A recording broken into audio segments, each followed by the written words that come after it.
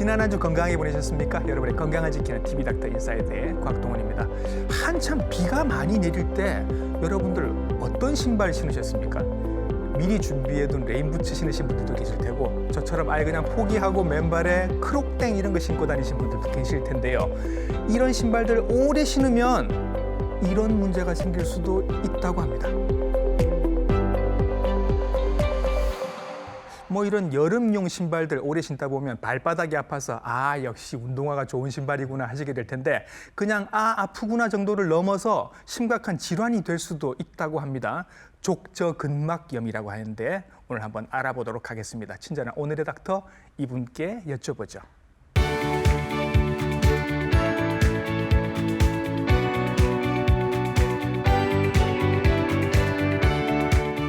네, 스튜디오에 모셨습니다. 정형외과 전문의 김대유 선생님이십니다. 선생님 안녕하십니까? 안녕하세요. 안녕하세요. 부산백병원 정형외과 전문의 김대유입니다. 네, 귀한 분 모셨습니다. 선생님께서는 특히 발을 전문으로 하시고 발 치료를 전문으로 하시는 정형외과 선생님이십니다. 발에 생길 수 있는 족저근막염에 대해서 오늘 알아보도록 할 텐데요. 이름이 좀 어렵습니다, 선생님. 네. 염증이 생긴다는 얘기인 것 같은데 족저근막이 뭔지부터 알아야 이해가 될 것 같습니다. 발바닥 뭐라면서요, 이게 이름이? 네, 족저근막염이라는 족저근막이라는 것은 발 뒤꿈치 뼈에서 앞꿈치까지 그 두껍게 섬유성 조직으로 된 두꺼운 막을 우리가 족저근막이라고 합니다. 네. 이 족저근막에 반복적으로 우리가 스트레스가 가해지면은 거기에 염증이 생기게 되고 그로 네. 인해서 통증이 발생하는 것을 족저근막염이라고 합니다. 이게 있는지도 모르셨던 분들이 되게 많으실 것 같아서 발바닥 쪽에 아주 튼튼하고 질긴 근막이 이렇게 쭉 이렇게 발바닥을 타고 이렇게 막처럼 형성이 되는데 이게 굉장히 질기고 튼튼하다고 얘기를 들은 것 같습니다. 네, 맞습니다. 여기에 염증이 생깁니다. 그렇죠, 선생님? 네. 염증이 왜 생기는 걸까요? 네. 여기에는 족저근막이 생기는 원인에 대해서는 정확히 딱 이거다라고 하는 것은 없습니다. 하지만 첫 번째로는 일단 발에 무리가 많이 가서입니다. 그래서 정상적인 사람이라도 우리가 운동을 많이 하거나 그날 무리를 하게 되면은 발 뒤꿈치 족저근막에 무리가 많이 가게 됩니다. 네. 또한 체중이 좀 많이 나가시거나 발이 평발이시거나 아니면은 요족인 분들 이런 분들은 구조적으로 이 족저근막에 스트레스가 더 많이 가게 됩니다. 네. 그래서 그런 것들 때문에 족저근막염이 발생하게 됩니다. 예. 체중이 많이 나가는 거나 많이 걷는 거나 발에 가는 스트레스는 비슷하다. 네. 살을 빼야 될 이유가 또 하나 더 생겼고요. 맞습니다. 평발 말고 평발은 저희들이 아는 건데 요족이라는 얘기를 하셨습니다. 이게 네. 뭐예요, 선생님? 요족이라는 것은 평발은 저희가 쉽게 이해하실 수 있는데 평발은 발이 평평한 걸 평발이라고 하는데요. 그렇죠. 요족은 이와 반대로 아치가 높아져 있는 걸 요족이라고 합니다. 쉽게 말하면 한글로 말하면 오목발 이렇게도 많이 얘기를 하고요. 예. 그럼 그 중간 정도가 되는 게 이게 정상적인 거다. 맞습니다. 요 정도의 아치가 유지가 돼야 되는데 평발도 안 좋고 요족도 안 좋다. 맞습니다. 그런 말씀을 하시는 것 같고 그 이외에도 선생님 지방 패드가 이제 나중에 나이 먹으면 점점 사라진다. 이 얘기는 뭔가요? 우리가 40세 이상이 되게 되면은 우리 몸에도 이제 변성들이 일어나게 됩니다. 예. 그리고 우리 뒤꿈치에는 지방 패드라고 푹신푹신한 지방 조직이 있습니다. 예. 근데 이 지방 조직이 40세가 넘어가게 되면은 이 변성이 되고 예. 그로 인해서 지방 패드가 좀 얇아지고 그로 인해서 뒤꿈치 발을 디뎠을 때 네. 충격을 흡수를 해주는 작용이 약해지게 됩니다. 그러면은 뒤꿈치가 아파지게 되는 원인이 되기도 합니다. 천연 쿠션이 하나 있었는데 그게 점점 얇아진다. 나이 먹으면서 서럽네요, 선생님. 그리고 신발들도 이제 원인이 될 수가 있다고 하는데 어떤 신발들이 원인이 되나요? 네. 그래서 최근 여름철에 많이 신으실 겁니다. 젤리 슈즈라든지 플랫 슈즈 그리고 이번 장마철 기간 동안에 많이 신으셨을 텐데 네. 우리 레인 부츠 쉽게 말하면 장화라고 얘기를 하죠. 그렇죠. 네, 그런 장화 같은 신발들이 있는데 젤리 부츠나 플랫 슈즈 같은 경우는 신발의 밑창이 얇습니다. 그렇죠. 얇고 말랑말랑합니다. 예. 그러면은 우리가 걸을 때 신발이 잘 버텨줘야 되는데 네. 그런 힘들이 족저근막에 온전히 다 가게 됩니다. 발바닥에 충격이 많이 가겠네요. 맞습니다. 네. 네. 자, 근데 레인부츠는 비 올 때 신으라고 나온 건데 이게 발바닥에 문제가 됩니까? 네. 그 레인부츠 같은 경우는 오히려 그 젤리 슈즈와 플랫 슈즈와 달리 바닥이 좀 딱딱합니다. 그렇죠. 딱딱하고 하지만 밑창도 두껍습니다. 근데 왜 뒤꿈치 통증을 오히려 일으키느냐? 거기에는 그 고무로만 되어 있기 때문에 푹신한 그 쿠션 역할을 하는 것들이 하나도 없습니다. 그래요. 레인부츠 같은 경우는 네. 또 무겁기도 하기 때문에 네. 우리가 걸으면은 그 힘들이 오히려 뒤꿈치에 더 충격을 많이 가하게 됩니다. 그리고 여성분들이 약간 귀여워 보이기 위해서 조금 크게 신으시는 것 같더라고요. 맞습니다. 그러니까 안에서 좀 헐렁거리는 것도 맞습니다. 있을 거고. 그래서 족저근막염이 생길 수도 있다는 말씀이신 것 같고. 그리고 우선 제가 이런 얘기도 들었습니다. 많이 걷거나 체중이 많이 나가시는 분이 아닌데도 오래 서셔야 되는 분들 이런 분들도 이게 생길 수 있다면서요? 네, 맞습니다. 그래서 어쨌든 우리가 많이 서 있게 되면은 네. 우리 몸 발이라는 것이 제일 아래쪽에 있기 때문에 네. 발의 모든 체중이 다 뒤꿈치 그리고 발에 어쨌든 쏠리게 됩니다. 예. 그리고 많이 서 있게 되면 어쨌든 그 족저근막에 무리가 갈 수밖에 없는 상황이기 때문에 예. 그래서 많이 서 계신 분들이 이런 족저근막염을 많이 호소하시는 분들이 많습니다. 이것도 나온 김에 마지막으로 여쭤봅니다. 왜 하이힐 얘기를 안 하시나요, 선생님? 하이힐은 어때요?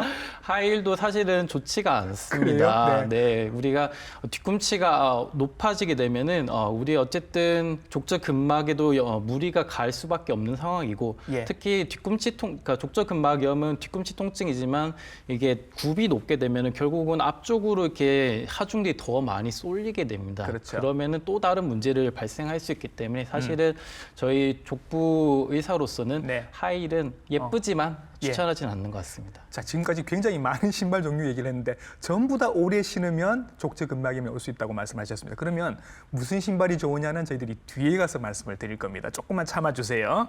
자, 얘기를 조금 더 하겠습니다. 족저근막이 어딘지를 아까 말씀을 드렸는데 그거는 발바닥 거의 제일 바깥쪽에 있는 거고 그거 하나를 걷어내면 생각보다 많은 근육들이 있다면서요. 우리가 이거 몰랐던 거거든요, 선생님. 네, 맞습니다. 우리 몸의 그 코어 근육이라고 들어보셨을 텐데요. 네. 코어 근육은 되게 쉽게는 우리 복근을 네. 말씀을 많이 하시잖아요. 예, 등, 뭐 아니면 네. 횡격막 이런 거 네. 안 보이는데 굉장히 중요한 역할을 하는 네. 근육들. 네. 그래서 우리 몸에 그런 복근 같은 코어 근육이 중요하듯이 발에도 코어 근육이 있습니다. 예. 네. 그래서 말씀하신 대로 그 족저근막을 하나 걷어내면은 네. 그 발바닥 아래 무수하게 많은 잔 근육들이 많습니다. 예. 그런 것들을 우리가 내재근이라고 부르는데요. 예. 내재근이란 거는 용어 자체는 우리 근육들이 모두 시작과 끝이 모두 발 안에 있기 때문에 발 안에 있다, 내재해 있다. 예. 그래서 내재근이라고 부르는데요. 네. 이런 것들은 우리 발의 구조적인 안정성을 유지하는데 매우 중요한 근육들이라고 말씀드릴 수 있습니다. 족저근막염이 생겼습니다. 생기면 어떤 증상이 있을까요? 이분들은 딱 아신다면서요. 네, 맞습니다. 네. 족저근막염은 되게 특징적인 증상들이 있습니다. 저희가 우리가 걸었을 때 발 뒤꿈치 내측에서 통증이 뭐랄까 찌릿하거나 아니면은 정말 아야할 정도로 아픈 통증들이 생기게 되는데요. 네. 특히나 우리 자고 일어나서 예. 침대에서 내려와서 발을 딱 디디면은 네. 그 뒤꿈치 쪽으로 그냥 통증이 생기게 됩니다. 예. 그 이후에는 조금 걷다 보면 또 거짓말처럼 좀 사라지는 그런 증상 것이 특징적인 우리 족저근막염의 증상입니다. 이게 선생님, 제가 이제 죄송합니다. 발을 좀 보여드려야 될 것 같습니다. 아픈 위치가 선생님, 네. 그냥 뒤꿈치가 아니라 뒤꿈치의 앞부분이라면서요. 네, 그죠? 맞습니다. 예, 지금 네. 제가 가리키고 있는 이 부분이 될 텐데 이 부분이 누르면 굉장히 아프다라고 네. 말씀을 하시는데요. 그죠? 네. 근데 희한한 증상이 또 하나 나옵니다. 아침에 일어나서 첫 발을 디딜 때 아프다고 하셨습니다. 네. 왜 그런 거예요? 잘 때는 네. 우리 발이 편안한 자세로 이렇게 위치한 상태로 우리가 8시간, 10시간 이렇게 자게 되는데 그렇죠. 네, 편안한 상태로 되면은 이 족저근막은 쉽게 말하면 이렇게 수축된 자세로 우리가 잠을 자게 됩니다. 저절로 오므라드는 상태가 맞습니다. 된다는 거죠. 네, 네. 그래서 그 자세로 자기 때문에 우리가 자고 일어나서 그냥 딛게 되면 이 수축돼 있는 족저근막이 갑자기 이렇게 당겨지기 때문에 쭉 늘어나겠죠. 맞습니다. 그러면서 통증이 생기는 것이 족저근막염이기 때문에 네. 그래서 아마 자고 일어나서 아침에 첫 발을 딱 디뎠을 때 통증이 생기는 것이 족저근막의 가장 특징적인 증상입니다. 네. 근데 또 몇 걸음 걸으면 또 괜찮아진다면서요? 네. 이건 왜 그래요? 우리가 말씀드린 대로 족저근막이 짧아져 있기 때문에 그런 통증이 생기는데요. 또 걷다 보면 이게 자연스럽게 늘어나게 됩니다. 네. 그러면은 당기는 자극, 스트레스가 적어지기 때문에 우리 족저근막 그런 통증들이 예. 좀 줄게 됩니다. 그새 살짝 또 스트레칭이 돼서 맞습니다. 또 몇 걸음 걸으면 또 괜찮아지다가 그러다가 또 낮에 또 많이 걸으시면 그때는 또 아파지는 거죠. 맞습니다. 이게 족저근막염이니까 또 아파지기 시작하는 겁니다. 이런 특징적인 증상이 있는 거고요.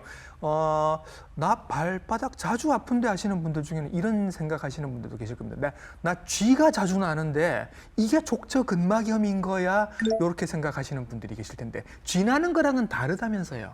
네, 맞습니다. 쥐가 난다 이렇게 얘기를 하시는데 그런 쥐가 나는 것은 저희는 근육 경련을 뜻하는 건데요. 네. 근육 경련이라는 것은 우리 근육이 갑자기 놀랬다. 갑자기 멈췄다 이런 의미인데요. 네. 경련이라는 것은 이제 우리 근육이라는 것은 우리가 피가 좀 잘 가줘야지 근육이 운동을 하게 됩니다. 근육도 피를 먹고 살죠. 맞습니다. 네네. 그래서 피가 잘 가야지 운동을 하게 되는데 그 피가 잘 안 가게 되면은 산소가 부족하게 되고 피가 잘 안 가기 때문에 산소가 부족해지고 영양소도 부족해지기 때문에 이 근육들이 갑자기 놀래게 되는 겁니다. 그렇죠. 네, 그러면 이제 그게 경련이 되고 그게 우리가 쉽게 말해서 쥐가 났다 이렇게 말씀을 하는 겁니다. 예. 그래서 사실은 쥐가 나는 것과 족저근막염과는 사실은 밀접한 직접적인 연관은 없을 것 같습니다. 선생님께서는 이제 발을 전문으로 보시니까 사실은 발은 우리 몸에서 비교적 크기가 작은 기관인데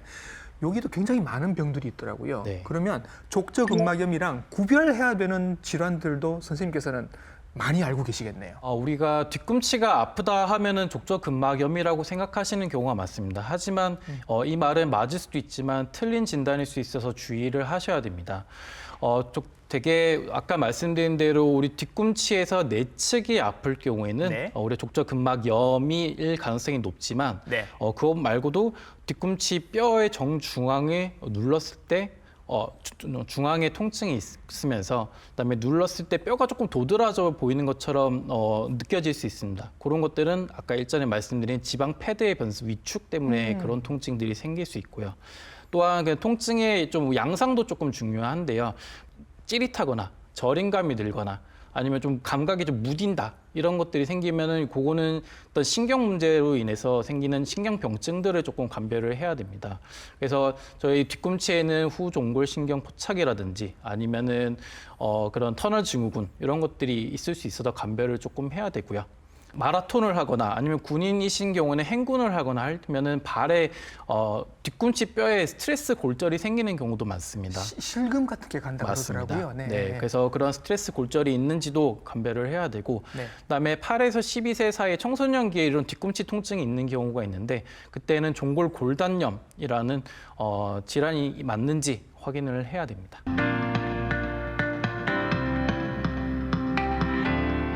뒤꿈치 앞쪽이 굉장히 아프다. 이게 이제 특징적인 족저근막염의 증상이라고 말씀을 드렸는데 요 얘기만 듣고도 사실은 선생님께서는 진단을 하실 수 있겠지만 병원에 가시면 확인하기 위해서 검사를 조금 더 하시죠. 네, 맞습니다.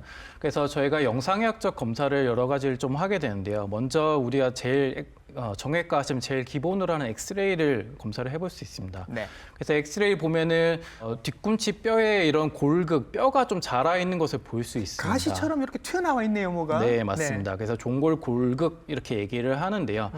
이런 것들이 있다 하더라도 이게 어떤 뒤꿈치 통증의 어떤 원인이라고 딱 말씀드리기는 조금 힘든 경우가 많습니다. 왜냐하면은 뒤꿈치 통증이 있고 족저근막염이 환자의 한 50%에서 이런 것들이 발견되기도 하는데 네. 통증이 없는 15%에서도 이런 골극들이 발견이 됩니다. 예. 그리고 위치 자체도 실제로 봤을 때는 이 족저근막 내에 위치하는 것이 아니라 그것보다 조금 더 위쪽에 우리가 단족지 굴곡근이라고 부르는 그 근육의 어떤 시작 부위에 위치하기 때문에 예. 이것이 어떤 정확하게 이것이 있다고 우리 뒤꿈치 통증이 족저근막염이다라고 하는 것보다는 저희가 엑스레이 통해서 혹시나 다른 골절이 아까 말씀드린 그런 스트레스 골절이라든지 그렇죠.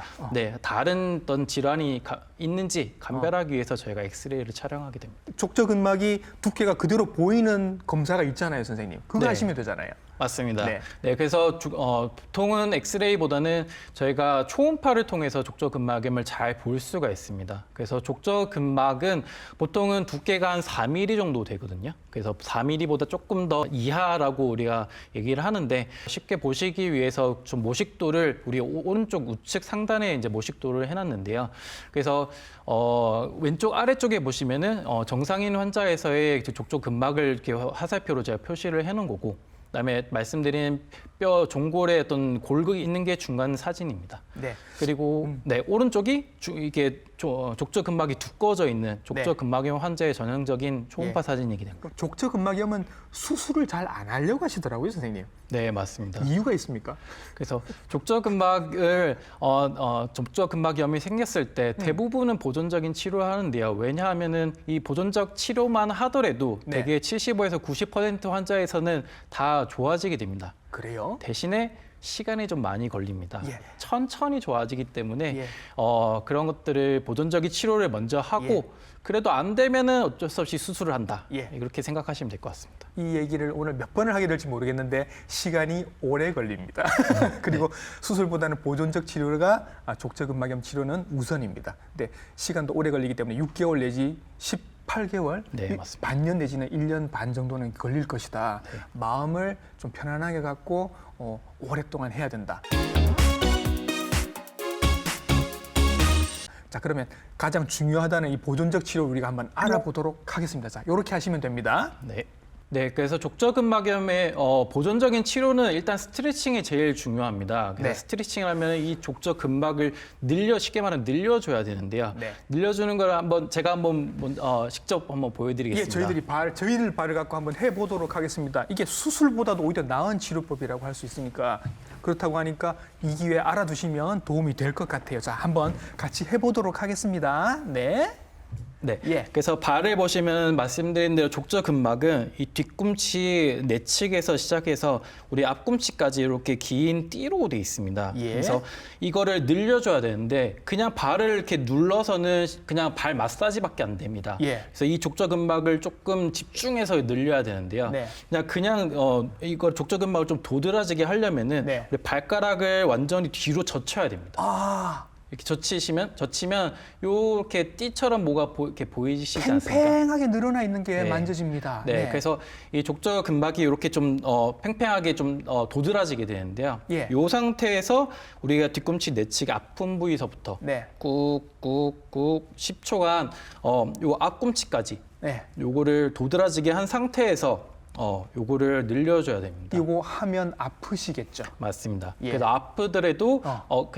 아프더라도 이걸 해야 되나요? 이렇게 엄청 많이 물어보시는데 아프시더라도 하셔야 됩니다. 이렇게 말씀을 드립니다. 요거를 얼마나 오래 자주 하셔야 되는 거죠? 네, 그래서 한 번 할 때 요거 한 10초 정도를 한 세트라고 하면은 네. 한 10세트 정도를 아침, 점심, 저녁 자기 전에 네. 이렇게 한 4번 정도, 하루에 4번 정도 해주시는 게 좋고, 예. 뭐 더 많이 하셔도 좋습니다. 네. 그래서 요 족저근막을 좀 집중적으로 늘려주는 요 스트레칭이 가장 제일 중요합니다. 예. 또한 이제 손가락으로 이제 앞부임이 힘들기 때문에 네. 저희가 다른 테니스 공이나 이런 골프공 이나 네. 아니면은 생수를 좀 얼리시거나 차게 하셔가지고 그거를 발로 이렇게 미는 동작을 네. 하셔도 예. 스트레칭을 하는데 도움이 되게 됩니다. 동그란 거를 밑에다가 놓고 그냥 이렇게 굴리셔도 도움이 될 것 같다. 네, 그것도 맞습니다. 이해가 됩니다. 그런데 말씀하시면서 찬 생수라고 말씀하셨습니다. 찬 생수병. 네. 찬 걸 쓰는 이유가 있나요? 저희가 족저근막염이 염증이라고 말씀을 드렸는데 염증이 네. 있을 때 이런 우리가 이렇게 얼음찜질한다 이렇게 말씀을 하시잖아요. 그런 예. 것과 똑같습니다. 예. 염증이 있을 때 그 얼음찜질을 하는 효과를 같이 볼 수 있기 때문에 네. 그래서 만약에 그 굴리신다 하면은 네. 좀 찬 얼리거나 네. 아니면 찬 생수통으로 이렇게 굴리시는 게 더 효과적일 것 같습니다. 염증 초기에는 찬 게 도움이 되니까 맞습니다. 찬 생수병으로 굴리시는 게 도움이 될 것 같다. 그리고 요거 할 때 아킬레스건도 같이 늘려주세요 하는 얘기를 합니다. 네. 이게 무슨 뜻이고 왜 중요한가요? 족저근막염이 있으신 분들은 우리 아킬레스건이 좀 짧거나 아니면 뒤 장단지 근육이 좀 짧으신 분들이 대부분입니다. 예. 그래서 우리가 걸을 때 이 발이 좀 유연하게 잘 움직여야 되는데 네. 우리 아킬레스건이 짧거나 뒤쪽 장단지가 짧으시면은 이게 우리 걸을 때 발이 위로 이렇게 잘 젖혀져야 되는데 네. 이 동작이 조금 잘 안 되게 됩니다. 그러면은 뒤꿈치로 이 하중이 더 많이 가게 되기 때문에 그래서 이거를 아킬레스 뒤쪽 근육을 늘려줘야지 이런 뒤꿈치 통증을 조금 줄일 수 있습니다. 그래서 이 아킬레스건을 같이 좀 늘릴 수 있는 방법이 지금 그림에 나와 있는 저렇게 네. 저건 벽을 짚고 어떻게 하는 거죠, 선생님? 먼저 늘려야 될 발을 뒤로 빼게 됩니다. 네. 뒤로 빼고 그다음에 발바닥을 좀 다 붙이셔야 됩니다. 이게 떨어지게 되면은 이게 효과가 없거든요. 그렇죠. 그래서 늘리실 발을 뒤로 빼고 그다음에 무릎을 완전히 다 펴셔야 됩니다. 무릎을 편 상태에서 네. 벽을 쫙 밀게 되면은 네. 뒤에 장단지 근육이 쫙 당겨지는 것을 느끼실 수 있습니다. 그렇죠. 그러면은 아킬레스 힘줄이 좀 늘어나게 되고 그래서 각도가 보통은 여기서 한 20도 정도 더 뒤로 젖힌다라고 생각을 하시면 될 것 같습니다.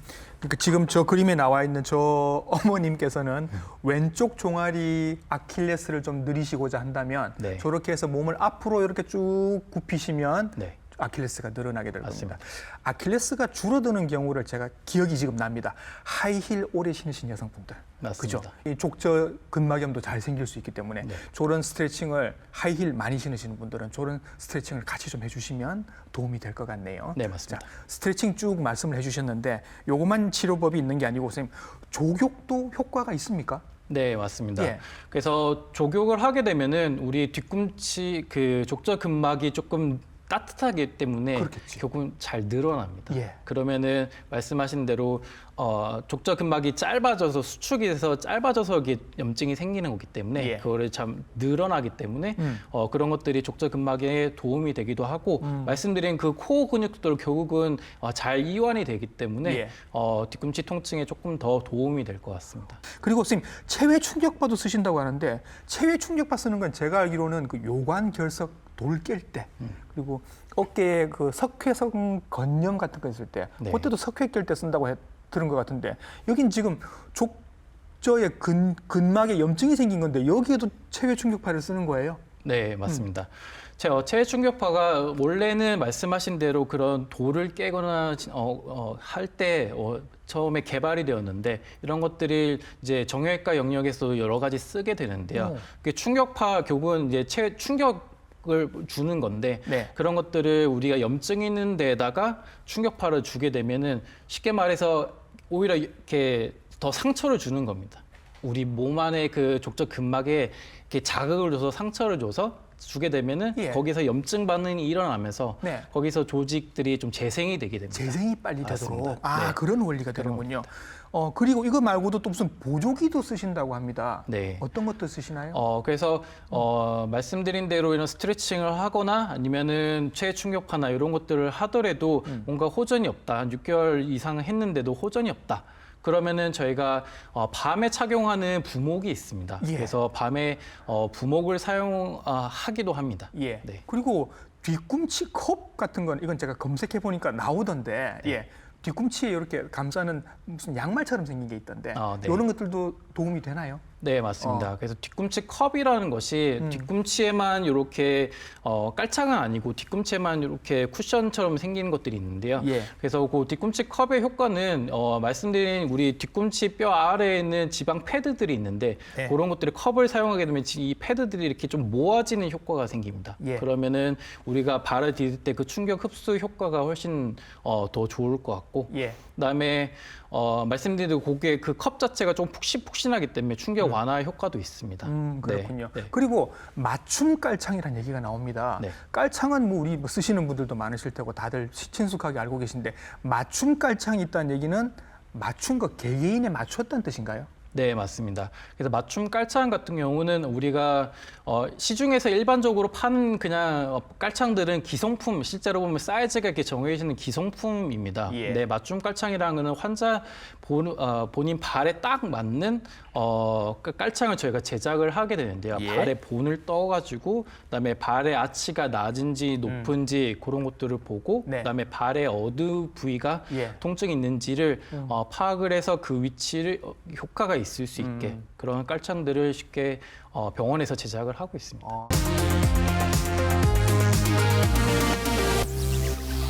자, 근데 이 모든 방법을 썼음에도 효과가 없으면 이제 수술로 넘어가는 건가요? 어떤 분들은 수술을 하시는 거예요? 네, 그래서 말씀드린 대로 이런 보존적인 치료를 저기 6에서 한 18개월까지, 12개월, 18개월까지도 하는데 이런 어떤 보존적인 치료를 하더라도 뭐 효과가 없다 하면은 문헌에 따르면 한 5에서 한 20% 정도는 수술을 한다 이렇게 나와 있습니다. 아, 그래요? 네. 그럼 수술은 이게 염증이 있는 건데 이거 수술 그럼 뭐 염증을 어떻게 뭐 이렇게 긁어내나 어떤 수술을 하시는 건지가 궁금해집니다. 수술 어떻게 하시는 거예요? 염증을 긁어내는 건 아니고요. 결국 말씀드린 대로 이 족저근막이 짧아져서 생기는 것들이 대부분이기 때문에 그 짧아져 있는 족저근막을 내측을 조금 절개를 해서 조금 늘려주는 수술이라고 생각을 하시면 됩니다. 아, 족저근막이 단축되어 있는 족저근막의 일부를 잘라주는, 다 자르면 안 되니까. 네. 그죠? 이게 아치를 유지하는 데 굉장히 중요한 역할을 하는 거라 꼭 필요한 거라서 일부만 잘라주는 수술을 맞습니다. 하시는 거예요. 네. 이것도 선생님 받으신 다음에 되게 회복까지 오래 걸린다면서요? 네, 맞습니다. 그래서 수술이란 어쨌든 우리 몸에 칼을 대는 거기 때문에 그로 인해서 생길 수 있는 합병증들이 있습니다. 그래서 네. 족저근막을 원래는 부분 절제를 해야 되지만은 어떤 그게 완전 절제가 되거나 아니면은 어쨌든 저희가 신경을 건드릴 수도 있기 때문에 신경에 어떤 손상이 있거나 그런 네. 합병증들이 좀 생길 수 있기 때문에 네. 그래서 수술을 결정하시기에는 항상 좀 고민을 많이 하시고 네. 결정을 해야 될 것 같습니다. 가급적이면 수술은 안 하고 보존적 치료를 하고 싶어 하시고 수술을 하건 보존적 치료를 하건 둘 다 시간은 오래 걸린다. 네. 예, 회복할 때까지 굉장히 오래 걸린다라는 말씀을 해주셨습니다. 자, 그러면 궁금해하실 거 족저근막염에 좋은 신발이 선생님 따로 있습니까? 우리가 발이 불편할 때 네. 족저근막염 있을 때 신발들이 좋은 신발들이 있습니다. 네. 그래서 실제로 신발을 보면은 이렇게 집에서 신발 이렇게 보시면은 이렇게 구부려 보십시오. 구부려 보시면 이게 말랑말랑하게 잘 구부러지는 신발이 있는 반면 네. 우리 등산화와 같이 네. 이게 잘 안 구부러지는 신발들이 있습니다. 그렇죠. 네, 그 두 개 중에 어떤 게 우리 발에 좋냐? 등산화 같은 이 잘 구부러지지 않는 신발이 더 좋습니다. 저는 운동화가 좋을 거라고 생각했거든요. 네. 왜 등산화가 나은 거죠? 네. 한참 아프실 때 신는 거죠? 네, 맞습니다. 네, 그래서 오히려 반대로 좀 말랑말랑하고 그런 기능성 신발이 훨씬 더 좋을 것 같다라고 네. 생각을 하시는데요. 예. 우리가 그런 신발이 잘 구부러지는 말랑말랑한 신발을 신게 되면은 네. 우리가 걸을 때 이 족저근막이 잘 이렇게 뭐랄까 스트레스가 더 많이 가게 됩니다. 그래요. 그러면서 족저근막염을 더 유발을 할 수가 있고요. 예. 그래서 말씀드린 대로 그런 밑창이 딱딱한 신발들은 오히려 잘 구부러지지 않기 때문에 그 족저근막이나 아니면은 그 코어 근육, 네. 발의 코어 근육들이 조금 자극되는 것을 조금 예방을 하게 됩니다. 네. 대신 밑창은 그 딱딱하지만 우리 발바닥에 닿는 쿠션 그 깔창은 좀 푹신푹신하고 쿠션감이 좋은 거를 신는 것을 추천을 드립니다. 평소에는 운동화를 신으시는 게 좋을 수도 있는데 족저근막염이 이미 왔다면 등산화가 오히려 나을 수 있다라는 말씀을 의외의 말씀을 해주셔서 네. 상당히 도움이 될 것 같습니다. 선생님, 그러면 마지막으로 이거 그 코어 근육 얘기를 또 하셨습니다, 선생님. 네. 발바닥에도 코어 근육이 있다. 요 근육들을 강화할 수 있는 코어 몸짱이 될 수 있는 이런 발 운동법이 있다면서요. 네, 맞습니다. 네. 그래서 한번 시범을 같이 한번 보여보겠습니다. 그래서 네. 우리 말씀드린 대로 코어 근육은 발 안에 있는 건데 발을 움직일 때 이제 그런 것들이 좀 자극이 되거든요. 네. 그래서 첫 번째는 엄지발가락을 위로 올렸다가 내렸다가 올렸다 내렸다가 네. 그다음에 나머지 2, 3, 4번 발가락을 올렸다가 내렸다가 저도 잘 안 됩니다. 이게 네. 잘 안 되는데 올렸다 내렸다 이런 동작을 하는 것이 좋고, 그다음에 두 번째로는 발가락 사이를 이렇게 벌려주는, 벌려줬다가 모여줬다가, 벌렸다가 모였다가 이런 동작들을 하는 게 좋고요. 그다음에 또 이런 것들이 조금 처음에 하시기 좀 불편하시다면은 먼저 수건 같은 거를 깔아놓는 게 좋습니다. 네. 저는 한번 양말로 한번 해볼게요. 그래서 네. 수건 같은 게 있으면은 그거를 발가락으로 이렇게 모아서 드는 연습. 아, 이런 것들도 되게 도움이 많이 됩니다. 요거 방바닥에 걸레 집을 때 하는 건데 네, 요게 요렇게. 발바닥 근육 운동에 도움이 되네요. 맞습니다. 예. 그래서 여기 코어 근육을 강화시키는데 좋은 운동이기 때문에 네. 그래서 이런 운동법들을 좀 추천을 드립니다. 족저 근막염 그리고 발바닥에 얼마나 중요한 코어 근육들이 있는지도 자세하게 설명을 해주셨습니다. 정형외과 전문의 김대유 선생님이셨습니다. 선생님 수고 많으셨습니다. 감사합니다. 네. 자, 발 질환 얘기가 나올 때마다 제 발에 좀 미안한 느낌이 듭니다. 예쁜 신발도 좋은데 편안한 신발 그리고 기능이 좋은 신발을 내 발에 선물해 주는 것도 좋지 않을까라는 생각을 해봅니다. TV닥터 다음 주에도 좋은 정보로 인사드리겠습니다. 시청해주신 여러분 감사합니다.